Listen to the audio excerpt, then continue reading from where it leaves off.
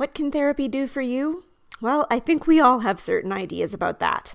I think an equally important question is, what can't therapy do for you? And that's the topic we're going to be exploring today.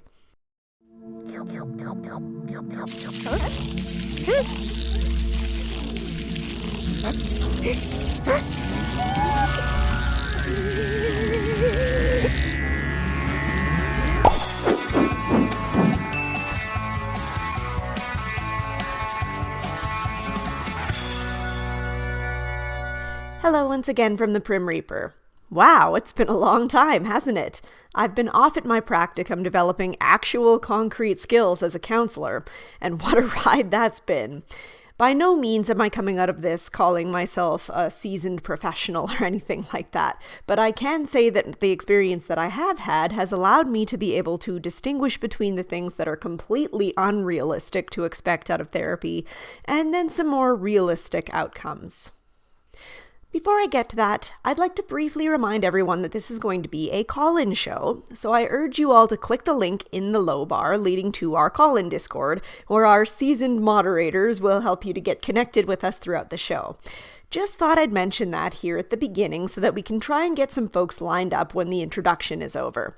So without further ado, unfortunately, a common experience that I have seen from people coming to therapy is this idea that therapy can help them to magically come up with the solutions to all their life's problems, to be, or at least provide, the quick fix that they've been missing all this time that will help them solve everything that's been going wrong for them. This is especially the case when people have certain types of problems related to at least partially external factors. Crippling debt is a good example. I'm sorry to say, when someone's problem is related to the fact that they are unable to afford groceries the next week, even if I'm working pro bono, and let's be honest, it's not like I was working a paid internship, so everything I've done for the past half year has been pro bono. Well, nothing that I'm going to be able to do in the room with you is going to be able to put those groceries on your table. In this case, the closest thing that I'll be able to do is to offer referrals to resources that can give money to those who are struggling. Another unrealistic example of something to expect out of therapy that is related to what I just mentioned is in those who are expecting help with legal issues. This is especially the case for people who are going through custody battles. Unfortunately, I have done a decent amount of research on the subject of custody battles and parental alienation, and this has given me a better sense of the kind of boundaries that counselors need to keep unless they have very particular training. That is, to be able to complete parenting assessments. Your average counselor will not be able to help you in these kinds of legal battles, and in fact may be putting themselves in considerable legal risk to do so. An example of what I'm referring to is where someone asks their counselor to write a letter for the court stating that they think the client is fit to parent their child. There are many factors to consider here. First of all, if your counselor has only spoken to you alone, how are they going to comment on your parenting skills?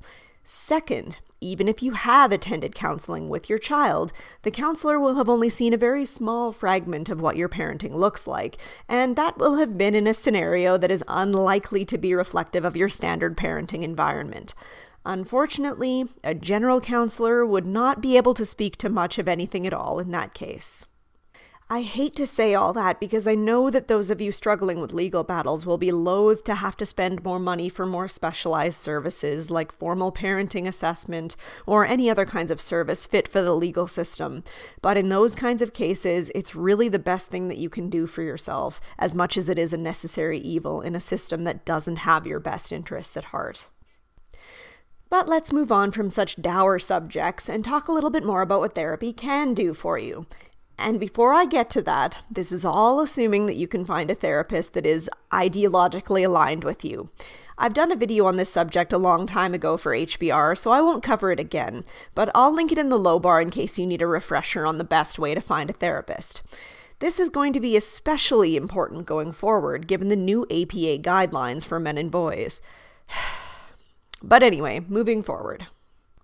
What therapy can do is to help you to organize and shift the way you're thinking about a given situation.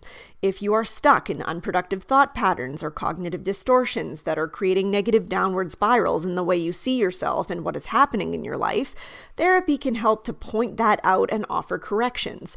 Therapy can help you to reframe the way that you see things and to help you to think differently about what is going on for you so that you can help to move on with your life rather than getting stuck in a mental quagmire.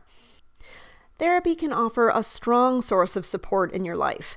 This is certainly the case for when you don't have access to many friends or family members, but even when you do, it's nice to have someone who will be in your corner working for you no matter what. A colleague at my practicum site provided a humorous example. A therapist is one of the few people who, barring obvious ethical circumstances, will provide support for you unconditionally. Some people will challenge that by bringing up their spouse, but I challenge you to tell your spouse and your therapist that you are secretly having an affair and see which one will still be there for you in the end. It's a unique kind of relationship where you can feel comfortable sharing your secrets and you know that therapists are bound by a strict code of ethics that, under most circumstances barring risk of physical violence, forbids them from sharing those secrets. Therapy can help you to make sense of things that you have been struggling with. For many of us, it is difficult, if not impossible, to look at our own situation objectively and recognize where we might be missing something or interpreting something in a more negative way than is necessary. Getting help from friends and family can be useful in these situations, but often it's going to be difficult to get an objective opinion from them as well. Obviously, those who care about you will want to offer you a supportive shoulder or will let you just vent uncritically, but with a therapist, it's different. Due to their more distal proximity to your life, they will offer that objective viewpoint and can help you to challenge you when you need to hear it. They can help point out where you might be engaging in unproductive behavior and suggest changes that might be able to help you improve your situation. Another interesting point is in the subject of advocacy. Now, this is one that I've talked about a little bit on my own channel because much of the education is now trying to push counselors to become social advocates. While this can obviously be misused in many ways, there are some ways in which counselors might be able to advocate in a useful way on your behalf, such as helping you to get referrals to needed services, or by speaking to people in your life, such as family members, about subjects that you may be having difficulty speaking to them yourself. Now, I'm always of the opinion that the real power of therapy is in giving strength to the individual, not so much in advocating for larger systems, but there are ways in which advocacy could be a thing that therapy could offer. So these are just a few examples of things that you can expect to receive from therapy. I think that this is an important subject to discuss because so many people have this rosy, unrealistic view of what to expect from it all. I think that this is potentially damaging because it can result in people going to therapy, finding that their long-term depression isn't magically gone after 1 or 2 sessions, finding that they're still feeling some immense grief over a loss in their life, or that their other persistent problems haven't gone away without any effort on their behalf. That last point is particularly an important one because many people go to therapy thinking that it's the therapist's job to fix them and that they don't have to do any of the work for themselves. Unfortunately, that's not the way it works. For many people, they have become stuck in these mental ruts that it takes a lot of personal challenging to get out of. I think rather than assume a therapist is coming into your life as a Mr. Fix-It with all the solutions, it's far more accurate to think of them as a coach and a guide to help you along your journey until you feel ready to go it alone. And it's important to note, too, that not all therapists will work equally well with everyone. You may find that one therapist has a style that doesn't work for you at all, but the next person is able to piece things together in just the right way to make things click. I urge you to give it a shot a few times.